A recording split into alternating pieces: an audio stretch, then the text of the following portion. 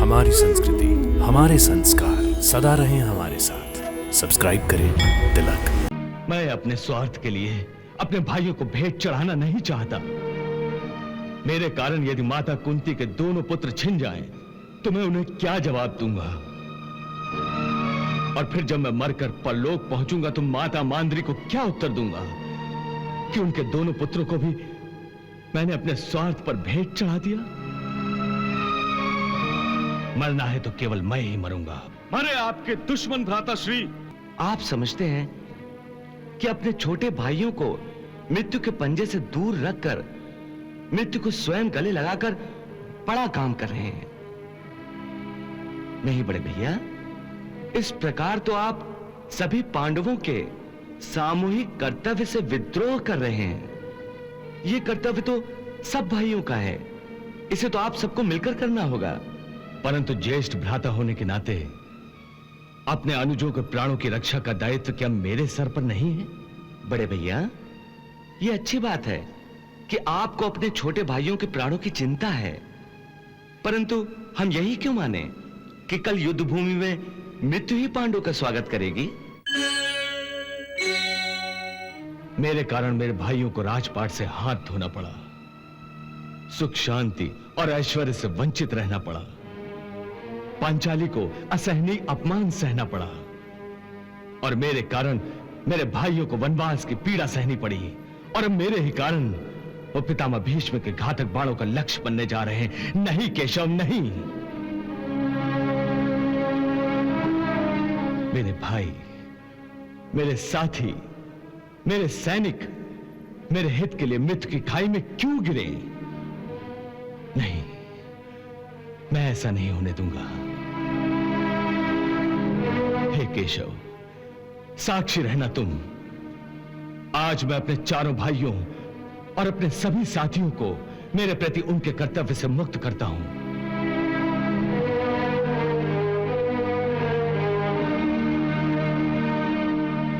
मैं अपने स्वार्थ के लिए अपने भाइयों को भेंट चढ़ाना नहीं चाहता। मेरे कारण यदि माता कुंती के दोनों पुत्र छिन जाएं, तो मैं उन्हें क्या जवाब दूंगा? और फिर जब मैं मरकर परलोक पहुंचूंगा तो माता मांद्री को क्या उत्तर दूंगा कि उनके दोनों पुत्रों को भी मैंने अपने स्वार्थ पर भेंट चढ़ा दिया? इतना भयंकर आरोप सहने की शक्ति मुझ में नहीं है केशव, मुझ में नहीं है। मरना है तो केवल मैं ही मरूंगा। मरे आपके दुश्मन भ्राताश्री। युद्ध भूमि में जो भी आपकी ओर आंख उठाएगा, मैं उसकी आंखें नोच लूंगा। हम भाइयों के होते हुए स्वयं मृत्यु भी आपका बाल तक बांका नहीं कर सकती। हाँ बड़े भैया, हमारे जीते जी यदि आपका वध हो गया तो हम तो बिन मौत ही मर जाएंगे।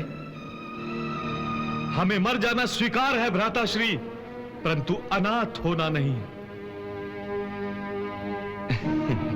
देख लिया बड़े भैया, ये आपसे छोटे होकर आज आपसे बड़ापन दिखा रहे हैं, आपके सम्मान पर अपने प्राणों तक को निछावर करने के लिए उत्सुक हो रहे हैं, और आप हैं जो इन्हें छोटापन सिखाने का प्रयास कर रहे हैं, मृत्यु से डरा रहे हैं। ये तो आपके प्रति इनके आदर और स्नेह का अपमान है, इनके अपने आदर्शों का अपमान है। आप समझते हैं कि अपने छोटे भाइयों को मृत्यु के पंजे से दूर रखकर मृत्यु को स्वयं गले लगाकर बड़ा काम कर रहे हैं। नहीं बड़े भैया, इस प्रकार तो आप सभी पांडवों के सामूहिक कर्तव्य से विद्रोह कर रहे हैं। यह कर्तव्य तो सब भाइयों का है, इसे तो आप सबको मिलकर करना होगा। परंतु ज्येष्ठ भ्राता होने के नाते अपने अनुजों के प्राणों की रक्षा का दायित्व क्या मेरे सर पर नहीं है? बड़े भैया, यह अच्छी बात है कि आपको अपने छोटे भाइयों के प्राणों की चिंता है, परंतु हम यही क्यों माने कि कल युद्ध भूमि में मृत्यु ही पांडवों का स्वागत करेगी? इसलिए कि प्रतिज्ञाबद्ध पितामह के घातक बाणों का उत्तर देने के लिए हमारे पास कोई शस्त्र नहीं है केशव। एक शस्त्र है बड़े भैया, संसार में मनुष्य की बुद्धि से बड़ा न कोई शस्त्र है और न कोई अस्त्र। यदि हम अपनी बुद्धि का प्रभावशाली प्रयोग करें तो शत्रु के सारे शस्त्रों की धार कुंद हो सकती है। अर्थात ये कि मैंने एक उपाय सोच रखा है। वो क्या उपाय है? वो सब आप मुझ पर छोड़ दीजिए। जैसा मैं कहूं वैसा आप करते जाइए।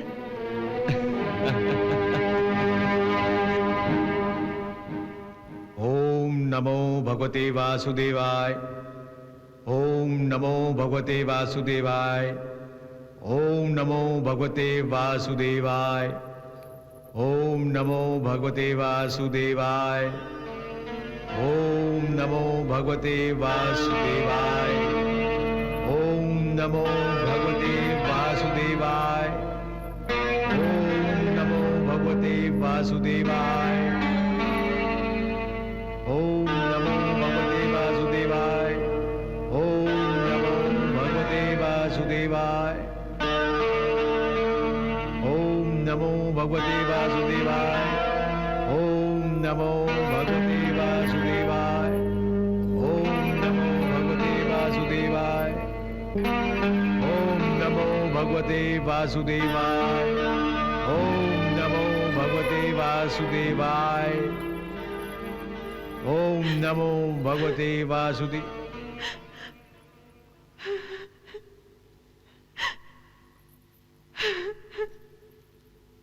कौन? प्रणाम पितामह। कल्याणमस्तु। कौन हो पुत्री? इतनी रात गए यूं रोते हुए मेरे शिविर में क्यों आई हो? पितामह, मैं एक सुहागन हूं। मेरे पति इस महासंग्राम में युद्ध कर रहे हैं। मैं उनके प्राणों की सुरक्षा के लिए आपसे आशीर्वाद मांगने आई हूं। युद्ध में तो प्राणों को दांव पर लगाया ही जाता है। एक क्षत्राणी भली भांति इस धर्म को जानती है, इसलिए मृत्यु से पहले मृत्यु का शोक नहीं मनाती। पितामह, फिर भी स्त्री कभी नहीं चाहती कि वो विधवा हो जाए।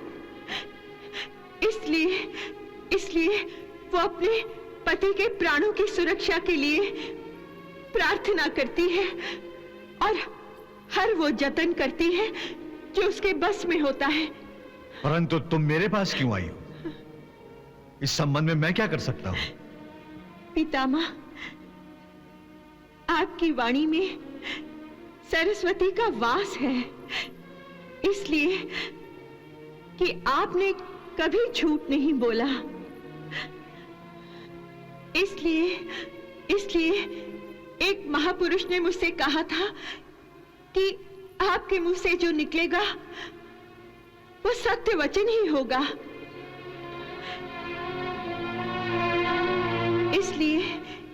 इसलिए मेरा मन ये कहता है पितामह कि यदि आप मुझे सदा सुहागन रहने का आशीर्वाद देंगे तो मेरे पति रणभूमि में अवश्य सुरक्षित हो जाएंगे। हाँ पितामह, मैं ये नहीं चाहती कि वो युद्ध छोड़कर घर चले आए। वो अवश्य युद्ध करें। मैं तो उनकी सुरक्षा चाहती हूँ, इसलिए आपसे आशीर्वाद लेने आई हूँ। पितामह एक सुहागन की मांग सूनी होने से बचाइए। मेरी झोली में मेरे सुहाग के प्राणों की सुरक्षा का आशीर्वाद डाल दीजिए पितामह, डाल दीजिए।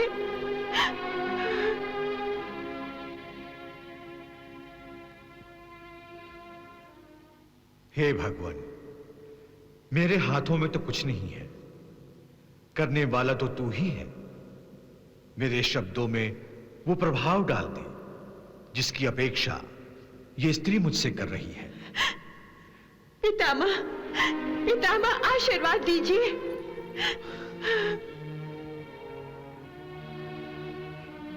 सौभाग्यवती भावा।